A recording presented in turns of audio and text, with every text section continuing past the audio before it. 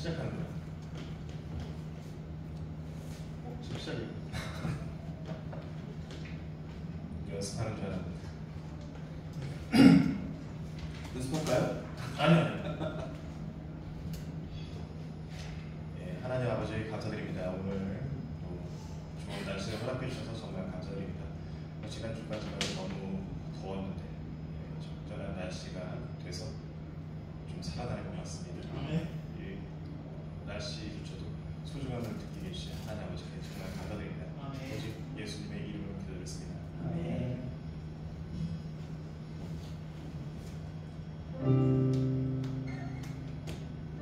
첫 번째 곡으로 이제 사랑하는 나의 아버지 이름 높여드립니다. 아주 어렸을 때부터 있었던 노래 같아요. 그래서 평상시에 생각을 했는데 이제 성경 통독에 저는 이제 약간 성경 어플이 있어서 성경 말씀의 통독 같은 거 이제 자동으로 이제 올려주더라고요. 그런데 감사가 회복되는 삶이 그러니까 삶의 질을 바꾸고 싶다면 감사가 회복되는 삶을 살아라, 약간 이런 메시지가 많이 왔어요. 근데 보통은 우리는 감사를 잊고 살았던 것 같아요. 왜냐면 우리가 거저 받았던 거는 그냥 당연하게 여기고, 우리가 어떤 고난이 앞에 있으면, 문제가 앞에 있으면 그것만 집중하기 때문에 항상 왜 나한테는 이런 일만 있지? 이렇게 생각하고 그 문제만 집중하기 때문에 나에게 있어서 다행스러운 일들은 생각을 안 하게 되는 것 같아요. 그래서 한번 제 인생을 돌아봤더니, 물론 아픈 일도 많았지만 내가 원하지 않아도, 내가 노력하지 않아도 나에게 당연한 듯이 거저 받았던 것들이 상당히 많더라고요. 그러니까 감사가 먼저 되는 삶을 이제 얘기를 했었는데, 사실은 감사하기도 전에 이미 우리는 받았기 때문에 감사가 나오는 거였어요. 감사하는 삶을 살고 계십니까? 그렇다면 우리 주 하나님 아버지께 감사드리고, 하나님 아버지께 영광 돌리고, 하나님 아버지를 이름 높여드리며 찬양하길 원합니다. 사랑하는 나의 아버지 찬양하시겠습니다.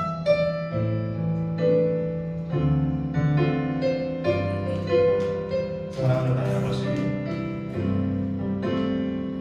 사랑하는 나의 아버지, 이름 높여드립니다.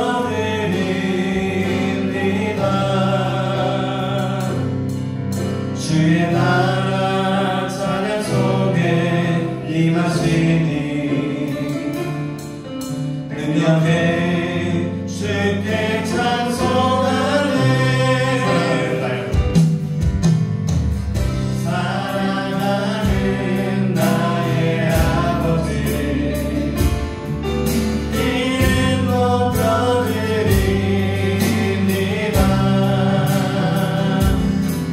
주의 나라 찬양 속에 임하시니 능력에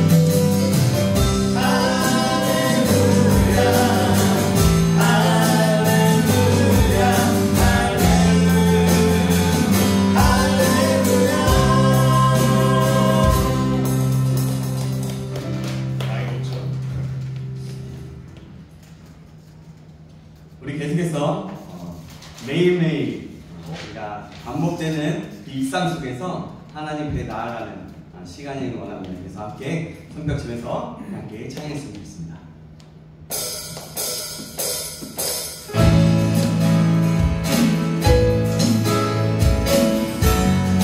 이게 상당히 반복되는 일상이지만 우리가 그 주님을 바라보면서 함께 고백하며 나아가길 소망합니다. 매일매일 반복되는 것들 속에 하루하루 선택이란 건 길에 지연하게 살아계신 그들 속에 매일같이 사랑이란 이름을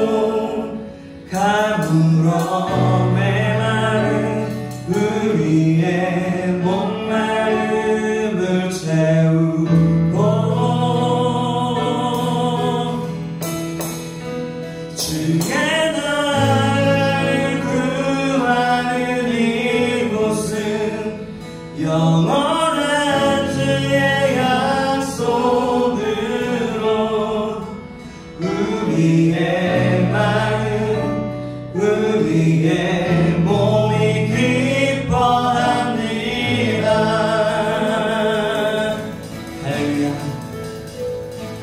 할렐루야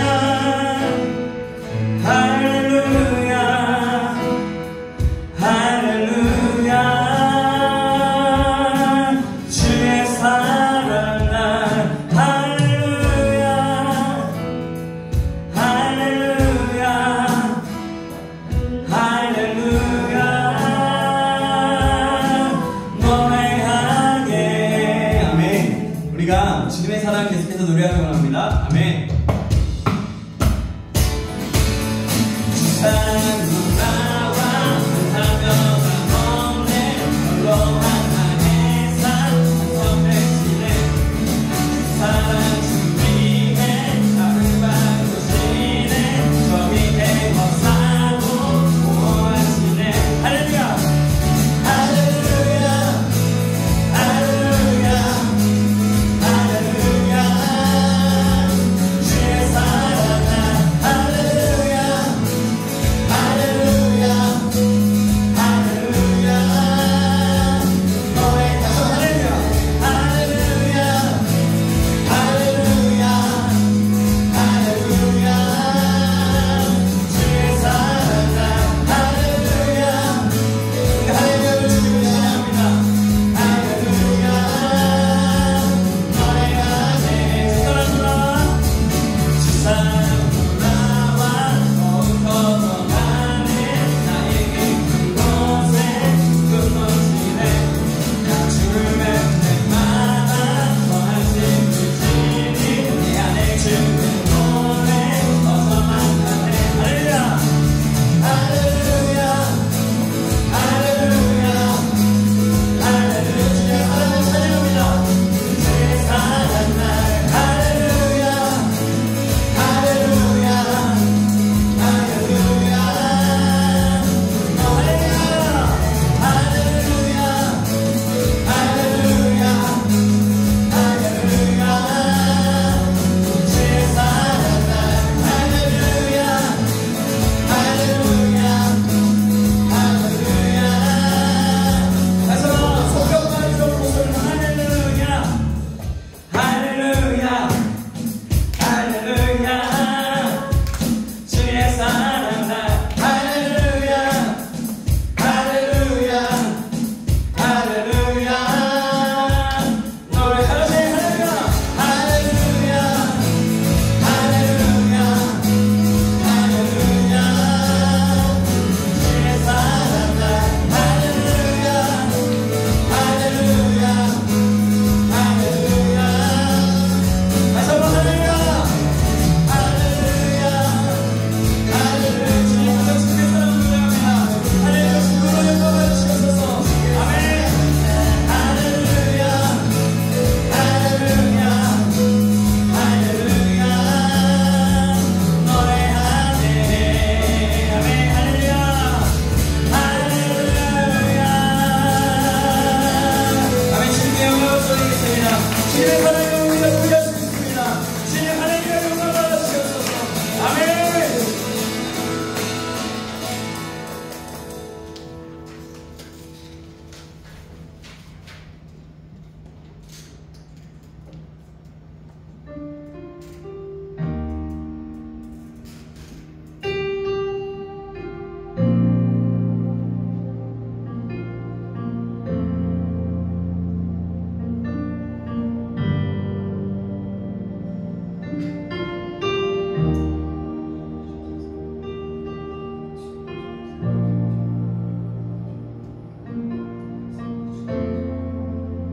주역이 은혜하시네.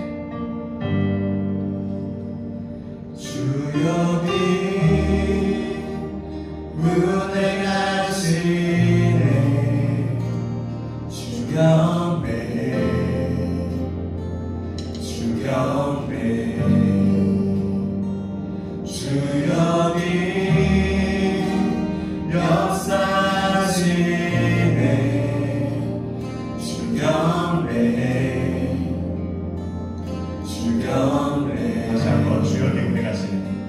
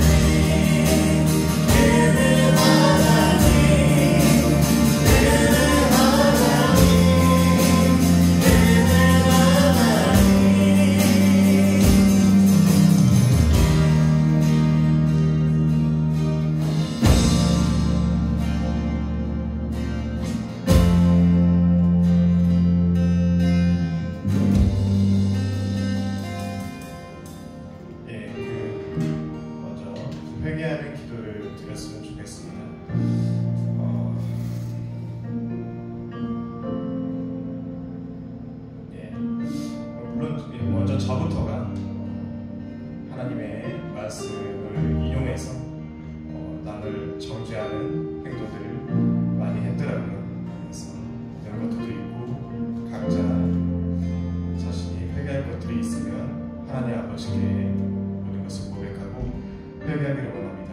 그리고 치유하시고 회복하시는 세계를 만드시고 언속을 밝히시는 빛이신 하나님을 의지하여서 이 마음속에 상처가 있는 분들은 하나님 아버지께 전부 고백하고 하나님 아버지께 도움을 청하길 바랍니다. 자신이 막다른 골목에 막다른 길에 있다고 생각되시면 길을 내주시면 그리고 큰 기적을 행하시면 그 약속을 지키시는 어둠 속을 밝히시는 빛이신 하나님을 의지하여서 저희가 하나님을 의지하고 기도하기를 원합니다. 회개하고 또 치유, 또 회복을 강구하고 또 하나님을 의지하고 나아가는 삶을 살 수 있도록 해달라고 기도하기를 원합니다. 기도하시겠습니다.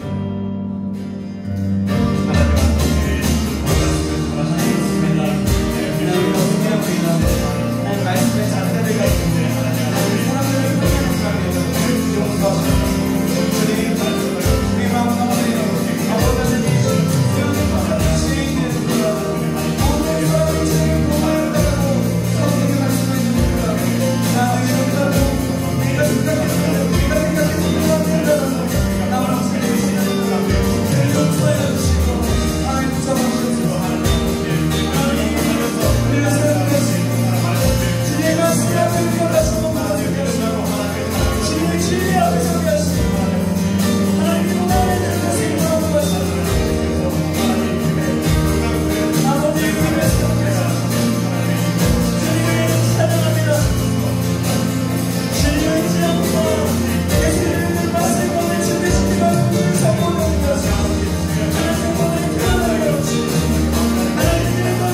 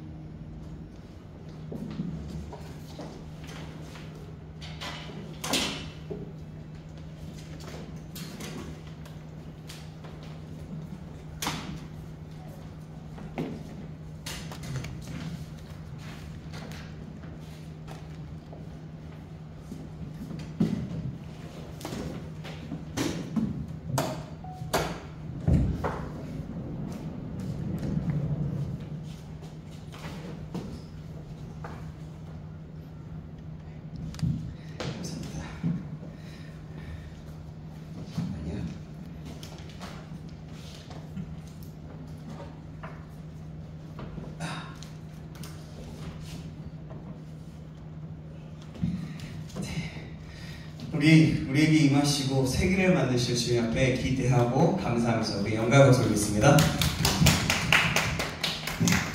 하나님 말씀 듣겠습니다. 하나님 말씀 사무엘상입니다. 사무엘상 17장입니다.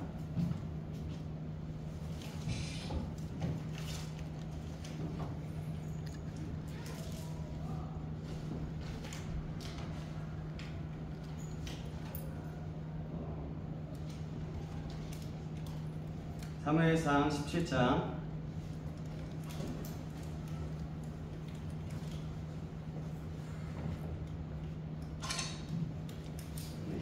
31절부터입니다.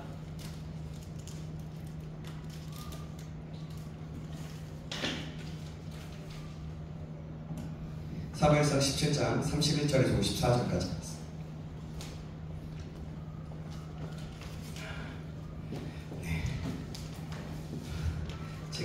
쥐가 나네요.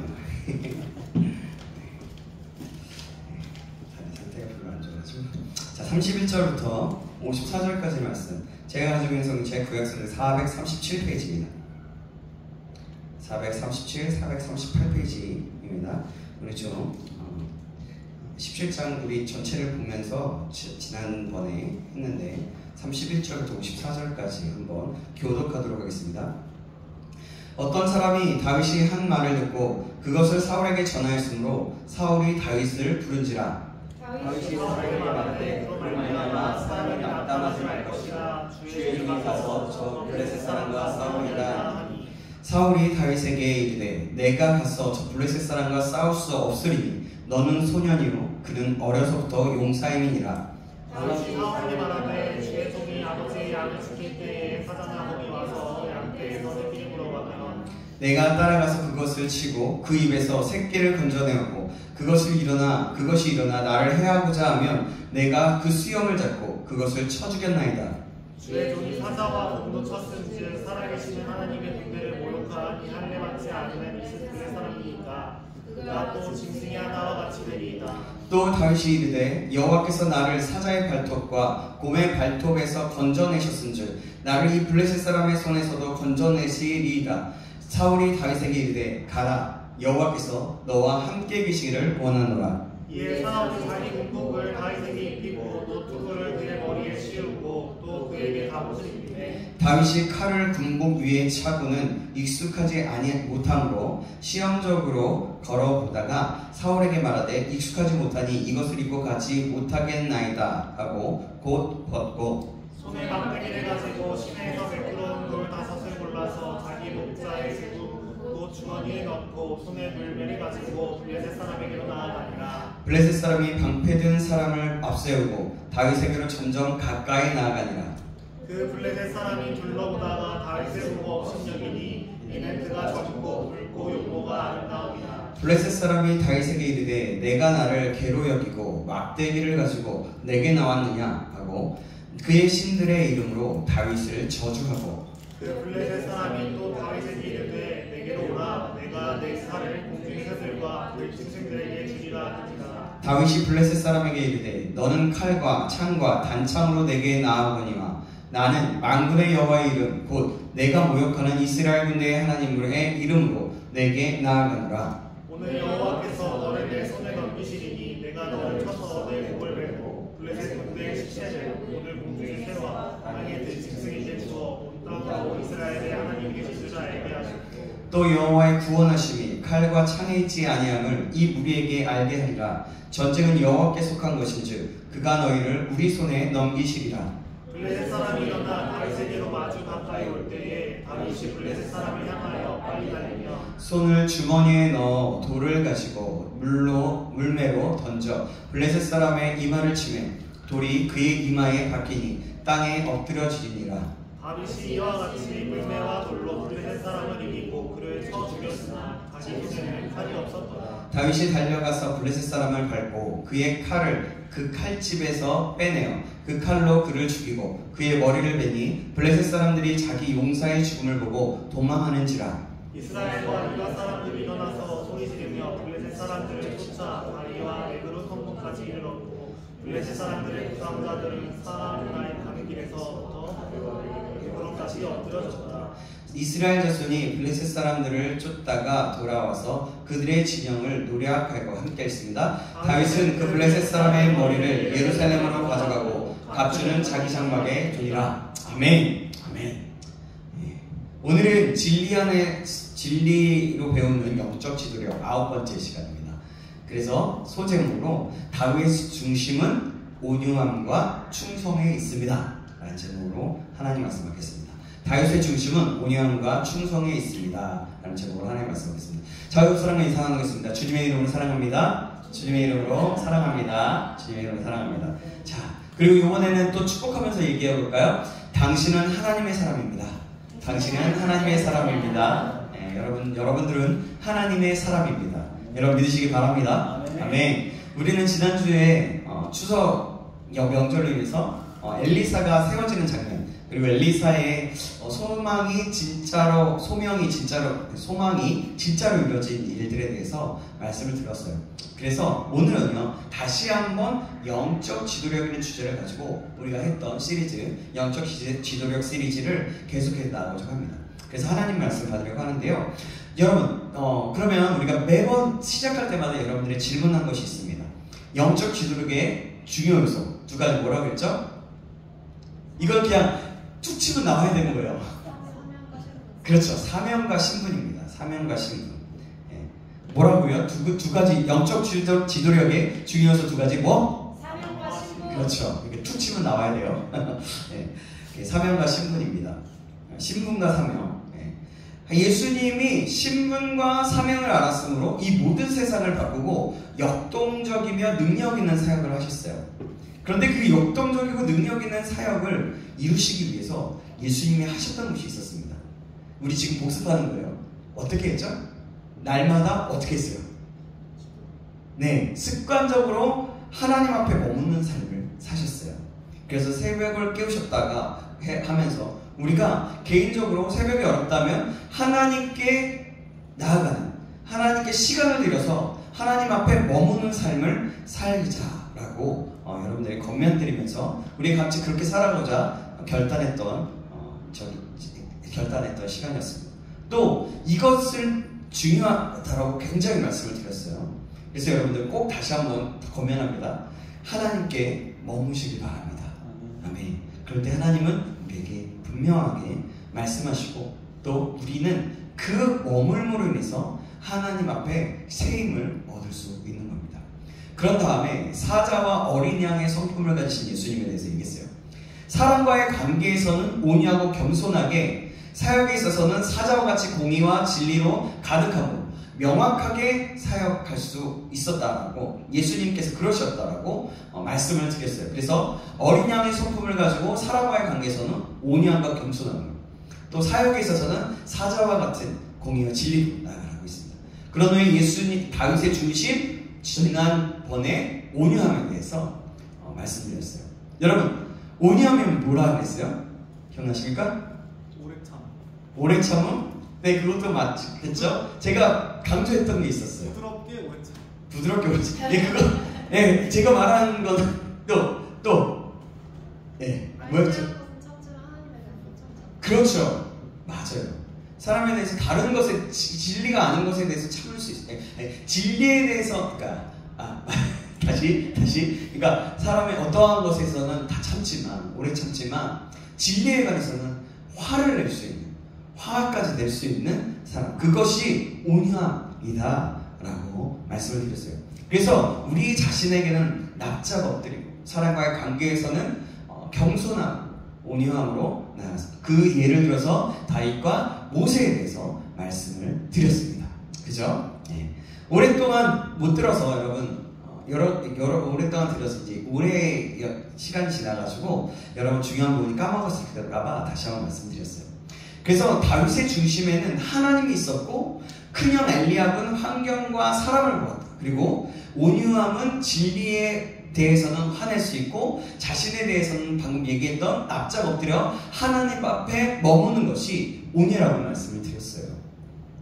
다윗의 중심에 그 온유함에 있어서 진리에 대해서 화낼 수 있었고, 그래서 골리앗을 물리칠 수 있었습니다. 다윗과 함께 모세에 대해서 아까 얘기했던 것 말씀드렸고, 하나님께서 쓰시는 사람은 바로 이런 사람이다 여러분들에게 말씀을 나눴어요. 그래서 여러분, 자신에 대해서는 엎드리기로 죽기로 작정하고 양보하는 것, 그리고 중심을 하나님께 드리는 사람, 우리도 이러한 사람이 되길 주님의 이름으로 축원합니다. 아멘. 오늘 계속해서 이어서 보도록 하겠습니다. 오늘 사무엘상 뒷부분을 좀 읽었는데요, 우리가 좀 아마 중후반부가 되지 않을까 싶습니다. 아마 그 내용을 가지고 다시 한번 온유함의 어떤 부분 짤막하게 대해서 나눴고요. 이제 다른 부분 하나에 대해서 또 한번 나누도록 하겠습니다. 오늘 보면 읽었던 것 17장 31절 33절 말씀, 제가 한 구절 여러분이 한 구절 33절은 같이 읽겠습니다. 어떤 사람이 다윗이 한 말을 듣고 그것을 사울에게 전하였으므로 사울이 다윗을 부른지라. 사울에게 말하되 그로 말미암아 사람이 낙담하지 말 것이라. 주의 종이 가서 저 블레셋 사람과 싸우리이다 하니. 같이 읽습니다. 시작. 사울이 다윗에게 이르되 내가 가서 저 블레셋 사람과 싸울 수 없으리니 너는 소년이요 그는 어려서부터 용사임이니라. 아멘. 여러분, 드디어 이 장면을 보면요, 상상하면서 들으세요. 드디어 다윗의 목적하는 바가 이루어집니다. 다윗은 저 블레셋 사람을 죽이면 어떻게 되는지 사람에게 묻고 다녔잖아요. 그죠? 예, 계속 그랬잖아요. 그죠?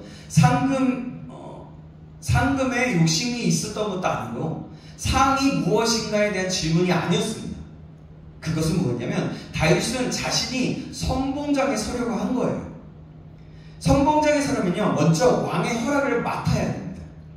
그런데 왕의 허락을 맡으려면 왕에게 눈에 띄어야 되는 거예요. 그러니까 왕의 눈에 띄려고 자신의 존재를 드러내려고 했던 것입니다. 그러니까 자기라는 존재를 알리기 위해서 사람들에게 이야기하는 거예요. 이거 저 블레셋 사람을 쳐 죽이면 어떻게, 무슨 상을 받습니까? 뭐 어떻게 됩니까? 어떤 상금에 어떤 혜택을 받을 수 있습니까? 라고 계속해서 질문하면서 나갑니다.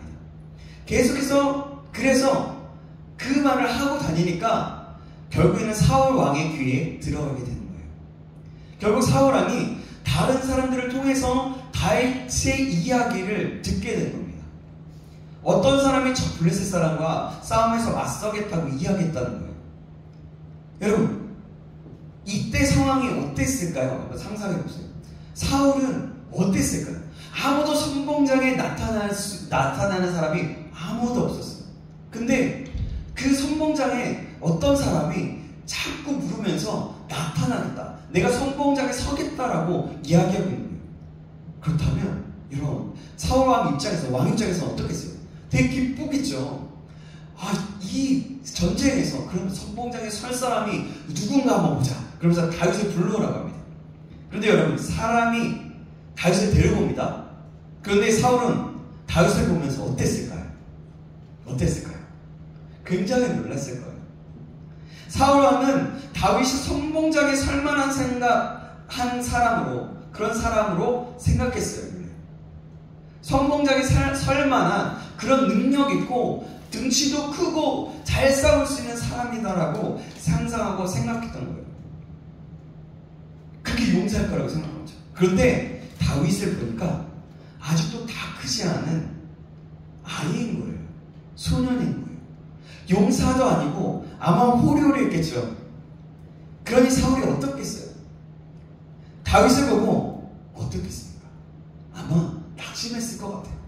아니, 선봉장에 선다라는 그 사람이, 아니 이런 소년이야. 그러면서도 이렇게 한 거죠. 왕으로서의 지혜를 발동합니다. 속으로는 계속해서 낙심하고, 아니 쟤는 나갈 수 없는데 라고 하는 거예요. 그러면서 우선 침착하자, 절대로 실망을 표현하지 말자, 그러면서 그 용기에 대해서 먼저 칭찬해 주자 라고 얘기합니다.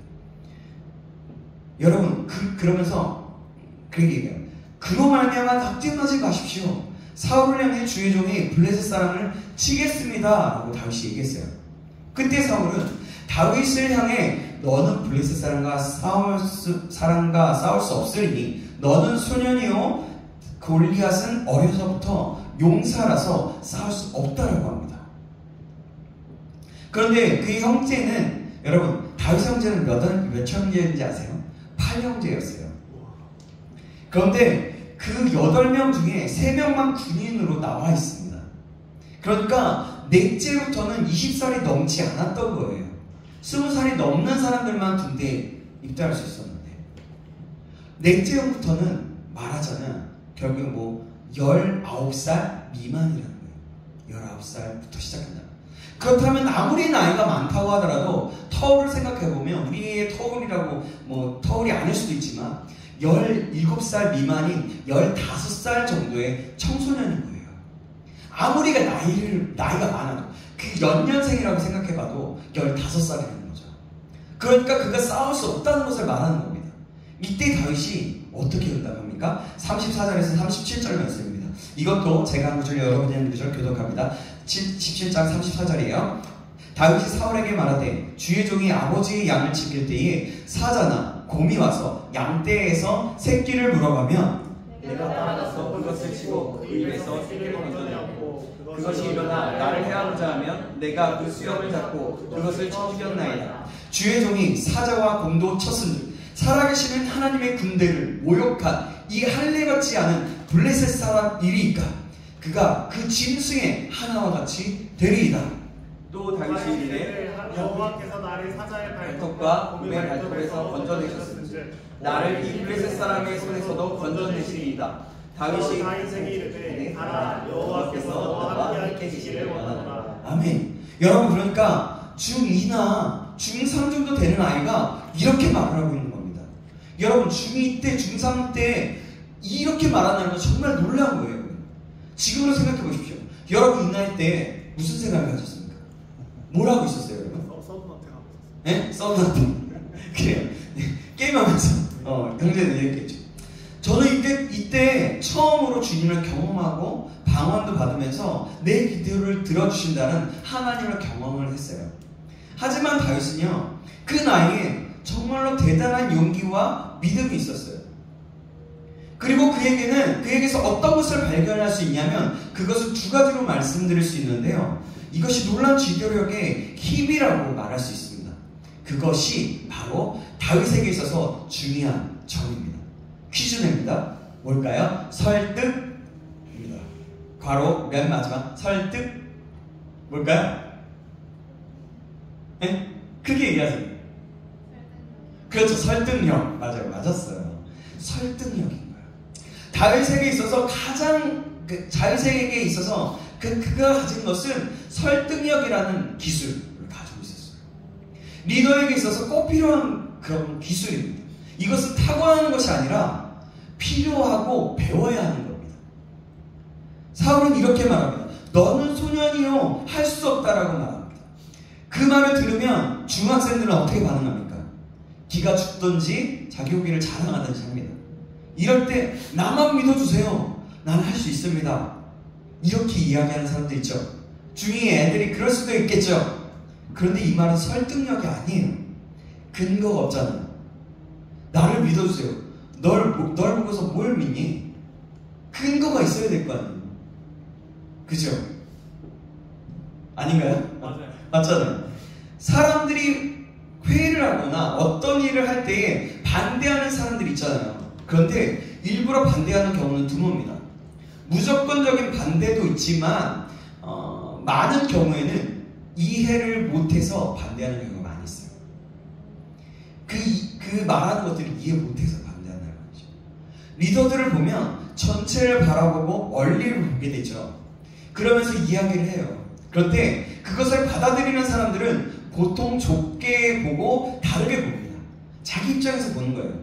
그럴 때 제안하는 사람들은 말하기를 또 나를 반대한다 라고 이야기를 하거나 처음부터 어그러지게 보거나 밀어붙이기도 합니다. 이해를 하지 못하니까 저 사람은 나를 반대한다. 반대를 위한 반대를 한다. 이렇게 생각하는 경우가 있다는 거예요. 그게 어그러지게 보는 사람들이 있다는 거죠. 왜 나를 못 믿어? 무조건 믿어주세요.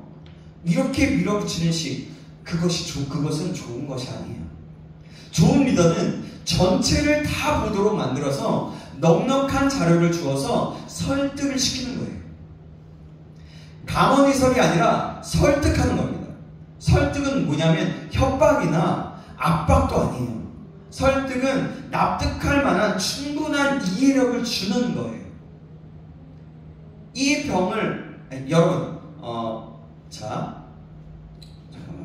이 마이크를 해볼게요. 여러분 이 마이크를 보면 여러분들은 이미 알지만 멀리서 마이크를 처음 본다고 보세요. 마이크를 경험해보지 못한 사람이라고 생각해보세요. 아니 그냥 여러분들은 경험했겠죠? 경험했는데 이 마이크를 볼 때에 설명이 다 다른 거예요. 예를 들어 우리 동환 형제가 이 마이크를 볼 때 뭐라고 생각하십니까? 마이크. 또 집사님 뭐라고 생각하십니까?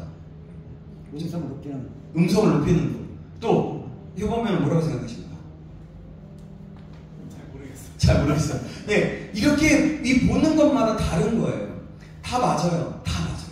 그런데 이것을 아는 사람은 뭐냐면 앰프와 연결해서 스피커로 나갈 수 있게, 그래서 목소리를 더 확장시켜서 다른 사람에게 더 많은 것들을 들려줄 수 있게, 크게 잘 명확하게 들려줄 수 있게 하는 것이다 라는 것들은 뭐냐면 입체적인 전체적인 어떤 설명이라고 볼 수 있겠죠. 그러나 여러분들은 이렇게 마이크 뭐 확장시키는 이렇게 얘기했죠. 그러니까 보는 것은 다 다른 거예요.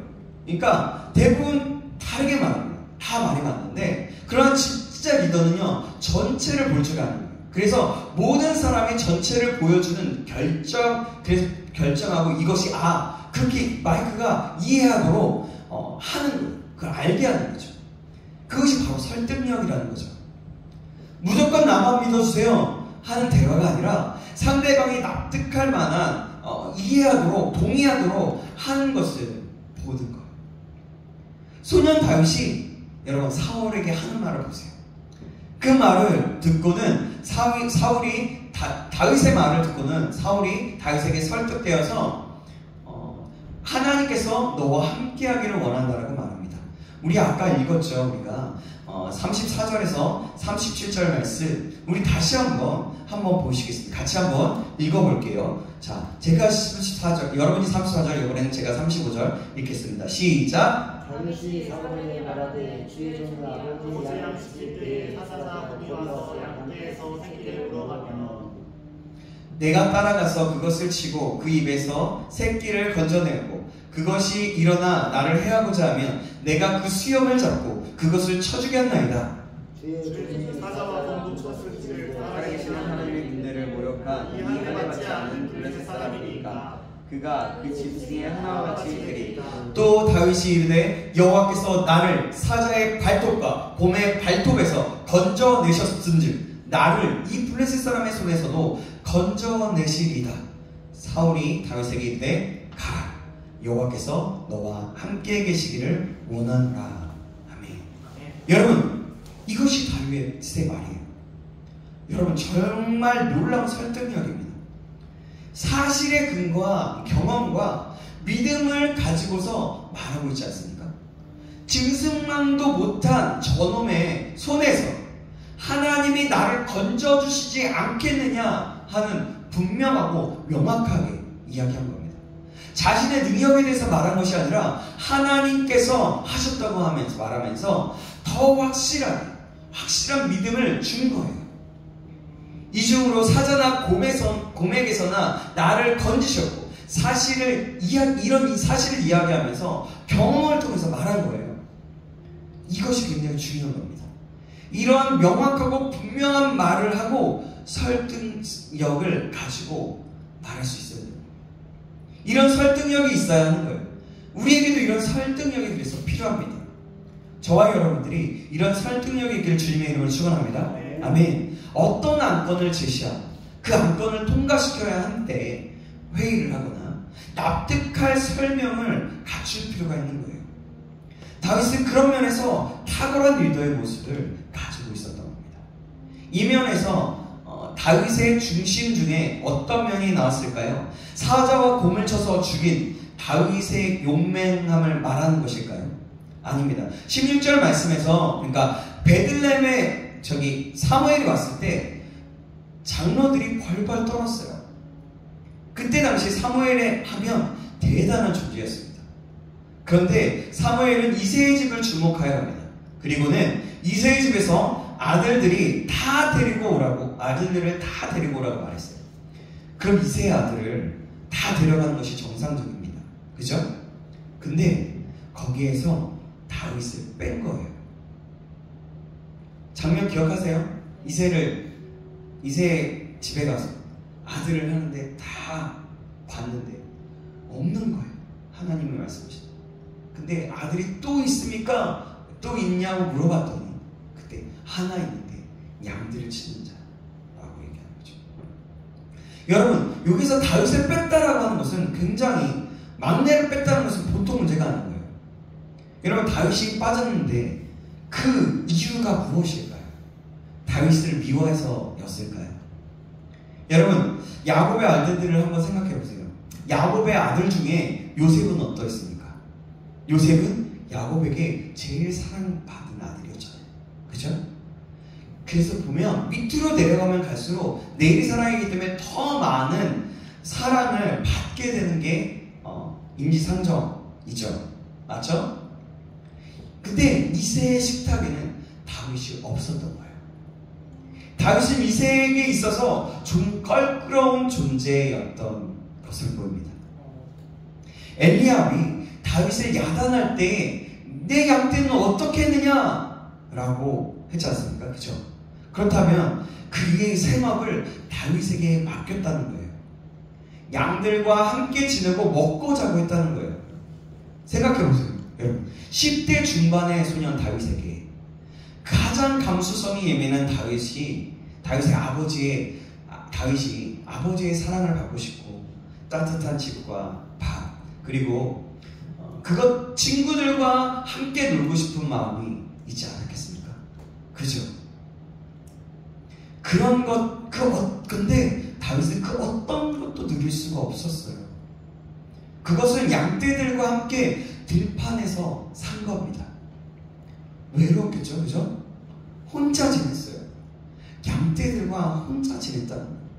모든 혜택은 다윗에게 있어서 이새에게 있었던 그 이새의 아들로서의 그 혜택이 제외되었다는 거예요. 말하자면 그냥 청지기와 같이 그냥 종처럼 어떻게 보면 일했다라고 볼 수 있다는 거죠. 그 모든 것들이 형들에게만 주어졌어요. 집에 가면 테이블에 의자가 없었어요. 이쯤 되면 다윗은 비행 청소년이 되어야 합니다. 그죠? 그렇지 않나요? 삐뚤어지고 그쵸? 상처받고 나는 주원 아들인가? 하면서 소외된 느낌을 받을 수 있어요. 그러면서 집을 나갔을 수도 있겠죠. 나 집업 팽개칠 거야. 나 그냥 나가서 내가 내 뜻대로 살 거야 라고 하지 않겠어요? 그리고 만약에 그 맡은 일, 양떼를 지키는 일을 맡겼다면 게으름 속에 살기 너무나 쉬운 사람 아닌가요? 그러면 어떻게 생각하겠어요? 자신의 원수들이 양떼들 아니겠어요? 그렇지 않습니까? 분풀이를 양떼들에게 할 수 있지 않았을까요? 자기 마음대로 할 수 있었어요. 그 일을 제일 싫고 마지못해 할 수 있었습니다. 그냥 누워만 있을 수 있었어요. 그럼 다윗은 왜 그러지 않았을까요? 왜 그런 상황 속에서 그러면 생각해보세요. 왜 그런 상황 속에서 있었을까요? 그때 학자들이 연구하기 시작했어요. 그때 단서를 찾아냅니다. 그때 이게 왜 다윗이 이렇게 살았을까? 학자들이 찾아내요. 딱 한 군데서 성경을 통틀어서 찾아봤는데 딱 한 군데서 찾을 수가 있었어요. 바로 시편 51편에서 찾게 됩니다. 시편 51편에 보니까 내 어머니가 죄악 중에 나를 출생하였다 라고 그런 부분이 있어요. 그것이 학자들은 원죄를 말하는가 아니면 모든 사람에게 해당되는 그런 것을 말하는가 질문했어요. 근데 모든 사람들과 동일한 그런 죄 중에 태어난 사람이라고 하기에는 이 말씀 자체가 너무나 다르게 보였던 거예요. 학자들은. 그래서 미로 짐작해 보는 것은 다윗이 뭐냐면 사생아였을 것이다 라고 얘기하는 거예요. 처음 들어보니까 학자들이 그렇게 밝혀내네요. 배다른 자식, 정상적 가정으로 태어나지 않는 아들, 집안에 있기에는 여러 면에서 자연스럽지 못한 아들, 이새가 그 아들을 사랑했다고 할지라도 다른 형제들 사이에 있기에는 쉽지 않은 아들이었을 것이라고 보는 거죠. 내 어머니가 죄악 중에 나를 출생하였다라는 그 구절을 보면서 말이죠. 성경에는 그런 아들들이 많이 있어요. 그래서 이렇게 이것을 유력하게 보는 겁니다. 학자들이. 그래서 여러분들에게 소개하는 거예요. 여러분, 이런 환경에 자라난 사람들 한번 생각해 보십시오. 어떻습니까? 쉽지 않아요. 그죠? 여러분, 다윗에 비하면 우리는 어떻습니까? 그래도 너무나 좋은 환경에서 자라난 사람들 아닙니까? 그죠? 그렇다면 우리가 살 때 어떻게 해야 될까요? 우리 젊은이들이 살 때 어떻게 해야 될까요? 신세를 한탄하면서 살 수 있을까요? 이 시대를 탓하며 살 수 있을까요? 내 가정을 어떻게 봐야 할까요? 가정에 문제가 있다. 우리는 이렇지 않잖아요. 그럼 신세한탄할 것이 아니라 다윗을 본받을 필요가 있는 겁니다. 믿음으로 하나님께 나아가 다윗을 본받는 거예요. 우리 모두가 이렇게 믿음으로 하나님께 나아가길 바랍니다. 누구 탓하지 마시고 주님을 바라보시기 바랍니다. 다윗은 어땠습니까? 놀랍게도 그 청소년 15살, 17살 되는 그 아이가 그런 모든 상황 속에서도 하나님을 찬양하고 예배하는 사람이 되었어요. 하나님을 깊이 묵상하는 사람. 그는 시인이 되기로 했죠. 말씀의 사람이 되었어요. 사람은 항상 선택의 기로에 있습니다. 다윗과 비슷한 상황에 있는 사람이 바로 요셉인데요. 환난 속에서 있을 때 주님을 택할 것인가, 삐뚤어질 것인가, 그런 같은 상황을 보면서 삐뚤어질 것인가, 주님을 찾고 택할 것인가, 우리는 택할 수 있다는 겁니다. 다윗은 그때마다 주님을 택했어요. 그는 예배자의 길을 택했고 묵상의 길을 택했고 그는 목초지에서 악기를 치면서 찬양하면서 주님 앞에 머무는 삶을 선택했던 거예요. 하나님께서 사울 왕을 버리기로 결정하시고 누가 이스라엘의 왕이 될 것인가 찾으셨습니다. 하나님의 중심을 보시고 찾으셨습니다. 그죠? 시편 101편에 6절에 이런 말씀이 있습니다. 제가 읽어드릴게요. 내 눈이 이 땅에 충성된 자를 살펴 나와 함께 살게 하리니 완전한 길에 행하는 자가 나를 따르리로다. 아멘. 사랑하는 여러분, 이것은 굉장히 놀라운 말씀이거든요. 이 말씀을 우리의 심장에 새겨넣기를 간절히 소망합니다. 아멘. 아멘. 내 눈이 이 땅에 충성된 자를 살펴 나와 함께 살게 하리 완전한 길에 행하는 자가 나를 따르리로다. 이건 하나님의 말씀입니다. 이 땅에 충성된 자를 살피고 충성된 자를 말하는 거예요. 이 땅에 누가 충성한 사람인가? 충성된 사람인가? 그런 사람을 만나면 나와 함께 살리라 라는 거예요. 시편에서 반복될 때는 같은 뜻이지만 용어를 다르게 쓰는데 여기서 뭐냐면 충성된 자는 뒤에 완전한 길에 행하는 자라는 같은 뜻이에요. 그리고 6절의 중반부에 보면 나와 함께 살겠다라는 것을 같은 의미는 나를 따르리로다 라는 부분이에요. 이 말씀 보면서 하는 게 좋긴 하지만 제가 읽어드렸으니까 좀 상상해보면서 하면 될 것 같아요. 여러분, 그러니까 이것은 굉장히 영광스러운 거예요. 누가 하나님을 따를까? 누가 하나님과 함께 살 것인가? 하나님은 어떤 사람을 통해서 일할 것인가? 라고 할 때 명확한 겁니다. 바로 충성된 사람인 거예요. 어떤 목사님이 비유로 말씀하신 내용인데요. 이렇게 비유로 하는 거예요. 한번 그냥 상상하면서 들어보세요. 하나님이 이스라엘의 새 왕을 찾고 계시는 것을 이렇게 상상해 보았답니다. 하나님께서 누구를 왕으로 살까 하면서 찾아다니는데 찾아보니까 여러 곳을 보고 계시는데 아니 저 구석 저기 아주 엘리트들 좋은 사람들도 다 봤는데 없는 거예요. 근데 여러 곳을 찾아보다가 목초지가 보여요. 그런데 그곳에 목동이 하나 있어요. 악기를 튕기고 노래소리가 들려요. 소년 다윗이 바로 노래를 부르고 있는 거예요. 주님께서 바위에 걸터 앉아 노래를 듣고 계십니다. 그런데 여호와 하나님을 높이는 거예요. 찬양하는 거예요. 그런데 갑자기 놀랐어요. 뭐냐면 저 멀리서 사자가 오는 거예요. 그것을 보니까 흥미가 생겼습니다. 주님이 궁금해졌어요. 어떤 일이 벌어질까 생각하는 겁니다. 사자는 사냥할 때 어떻습니까, 여러분? 어떻죠? 틈을 보다가 기회를 보면서 기회를 잡으면 달려가죠. 그러면서 와서는 가장 어리버리한 새끼를 낚아채어 갑니다. 그러면서 다윗에게 사자가 말하는 거예요. 어린 양 한 마리 가져간다? 알았지? 그때 자신의 목숨을 부지하기 위해서든 그냥 어린 양 한 마리니까 내버려 둘 수도 있었어요. 그런데 사자가 그렇게 할 때에 다윗이 사자에게 어린 양을 던져버리는 것이 아니라 안 돼! 어린 양 한 마리를 찾으려고 자신의 목숨을 바쳐가면서 아버지가 맡긴 양 그 한 마리를 잃지 않으려고 쫓아가는 거예요. 사자나 곰이 올 때 그런 겁니다. 목숨을 다해서 잡아가는 사자의 입에서 어린 양을 빼옵니다. 사자가 화가 나서 다윗을 죽이려고 할 때에 목숨을 다해서 수염을 붙잡고 쳐 죽이는 다윗의 모습을 하나님이 보시게 된 거예요. 상상이 돼요?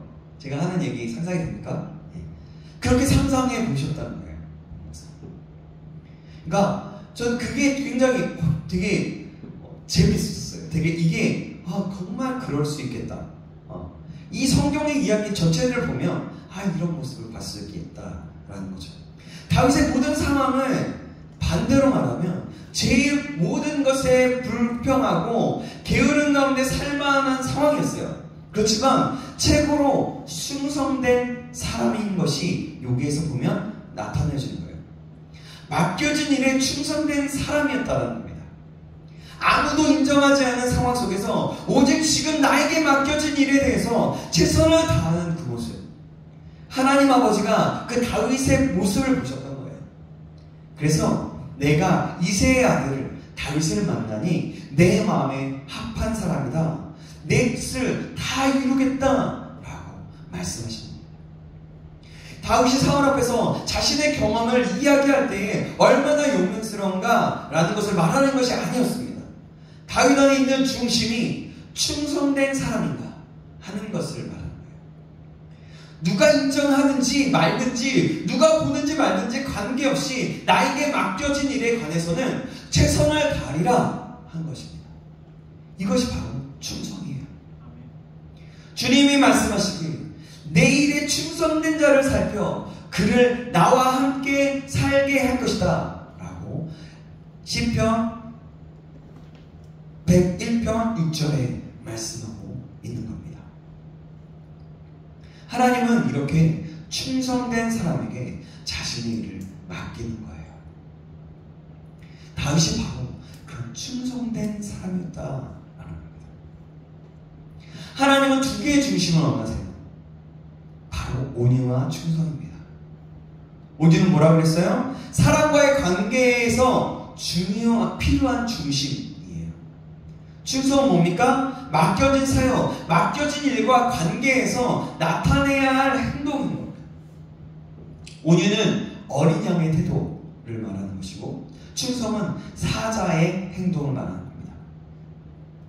사자와 어린 양에 대해서 말씀드리잖아요. 이것을 얘기하는 겁니다. 사자는 어떻습니까? 뒤로 물러서지 않아요. 어린 양은 어떻습니까? 깨어지는 거예요. 그가 죽는 거예요.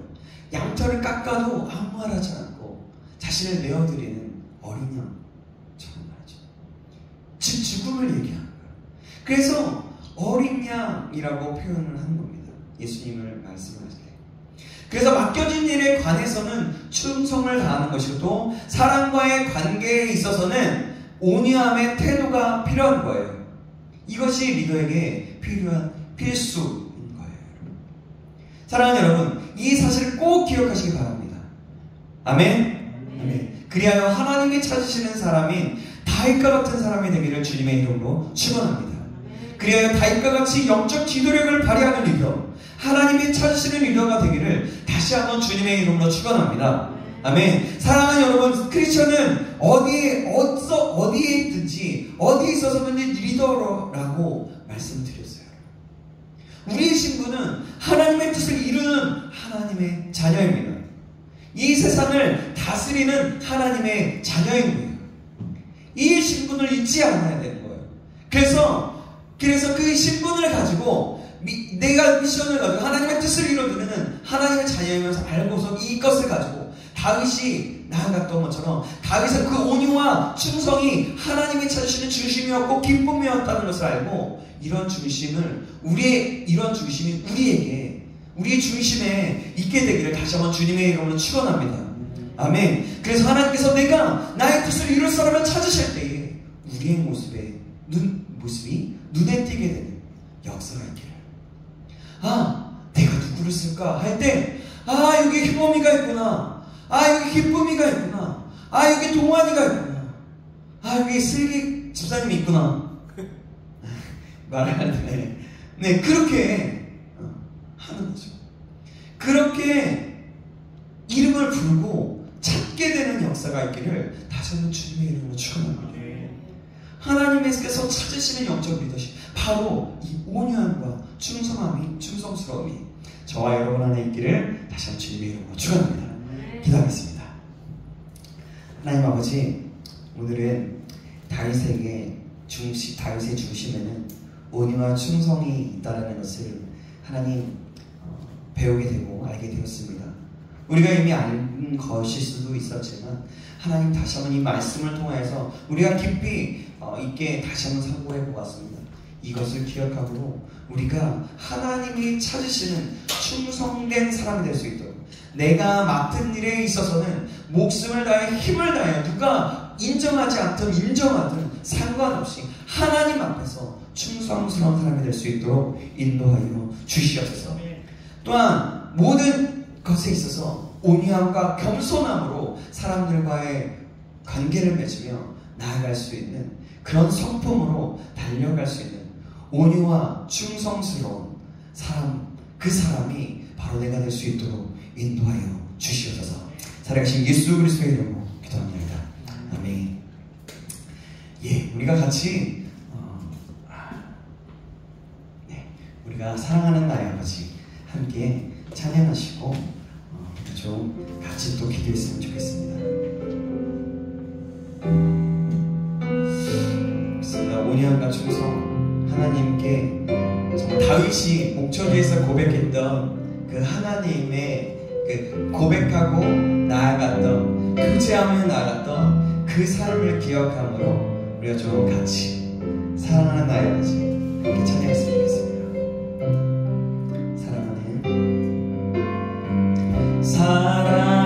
사랑하는 나의 아버지 이름 높여드립니다. 주의 나라 찬양 속에 임하시니 능력에 주께 찬송하네. 전능하신 하나님 찬양 언제나 동일하신 주. 전능하신 하나님 찬양 영원히 나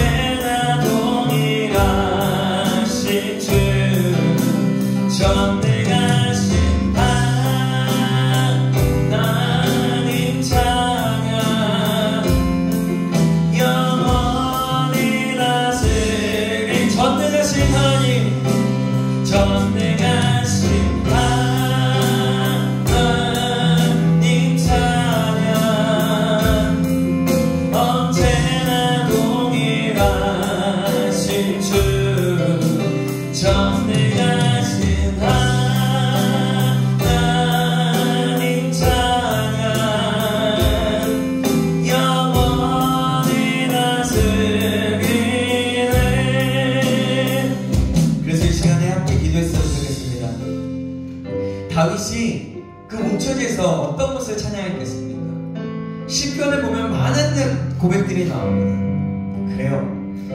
원수를 무너뜨리고 막 욕하면서도 찬양을 불렀지만 대부분 마지막에는 하나님을 높이며 찬양하는 모습이었습니다. 우리가 그 모습을 기억하며 나갔으면 좋겠습니다.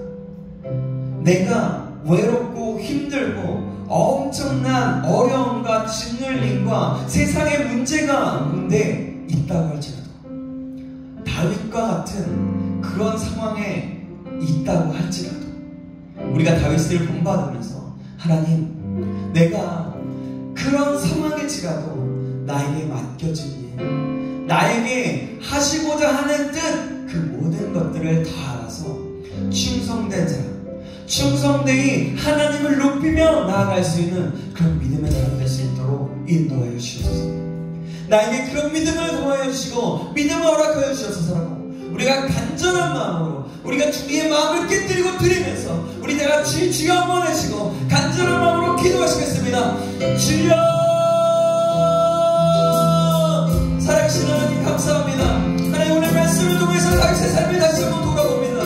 다윗의 그 아버지는 청소년, 그 15살, 16살, 17살 그 나이임에도 불구하고 아버지 불리하고 아버지는 자기가 목숨을 아버지는 구제할 수 없는 그런 청소년, 아버지 책임을 질 수 없었던 그런 상황이 있었음에도 불구하고 믿음을 가지고 하나님을 찬양하기로 결단하며 나아갔습니다. 하나님, 그래서 작은 일에 나에게 맡겨진 일들에 목숨을 다하여 충성을 다하였습니다.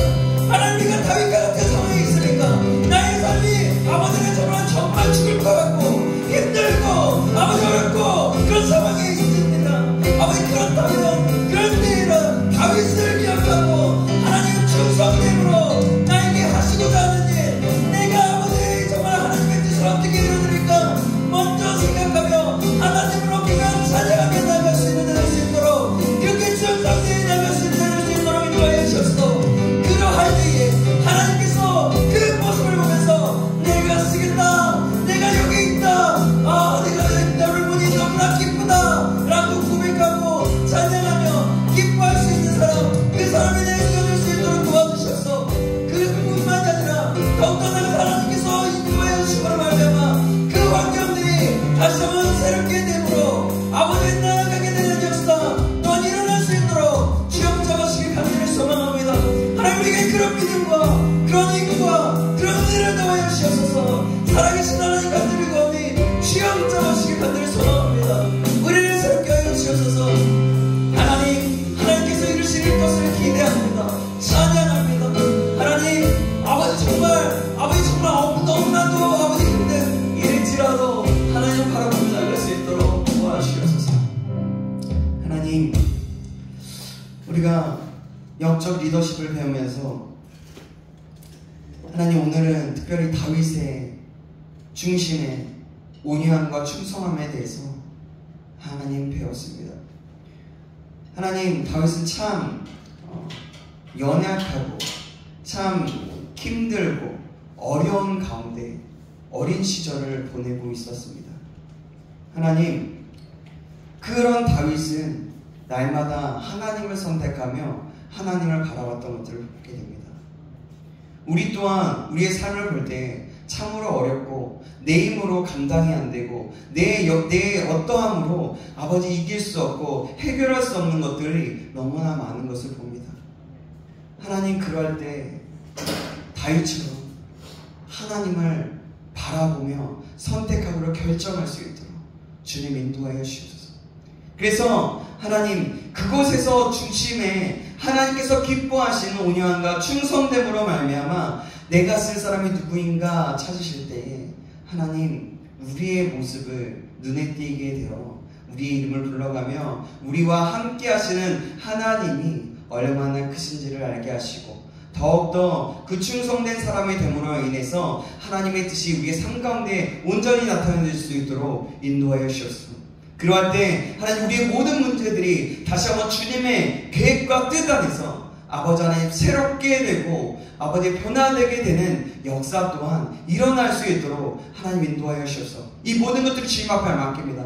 하나님, 그럴 때마다 하나님께 나아가며 하나님을 의지하며 하나님을 바라볼 수 있는 자, 하나님을 찬양할 수 있는 자, 그런 충성되고 아버지 힘을 다해 나아갈 수 있는 자, 그 사람이 내가 될 수 있도록 인도하여 주시옵소서.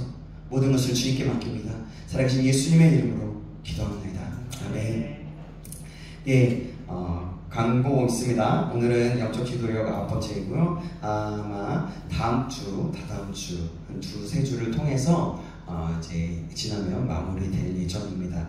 여러분들 계속 기도해 주시고 더 깊은 하나님의 말씀이 우리 가운데 나타내질 수 있도록 기대하는 마음과 소망하는 마음을 잊지 않았으면 좋겠습니다.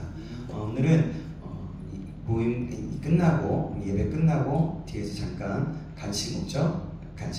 있죠? 네, 간식 먹으면서 우리가 또 잠깐 시간 가지고 더 나아가도록 하겠습니다.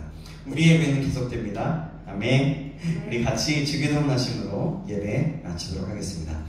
하늘에 계신 우리 아버지여, 이름이 거룩히 여김을 받으시오며 나라가 임하옵시며 뜻이 하늘에서 이루어진 것 같이 땅에서도 이루어지이다. 오늘날 우리에게 일용할 양식을 주옵시고 우리가 우리에게 죄진 자를 사하여 준 것 같이 우리의 죄를 사하여 주옵시고 우리를 시험에 들게 하지 마옵시고 다만 악에서 구하옵소서. 대개의 나라와 권세와 영광이 아버지께 영원히 있사옵나이다. 아멘. 예배를 마칩니다. 주님께 영광을 돌리겠습니다.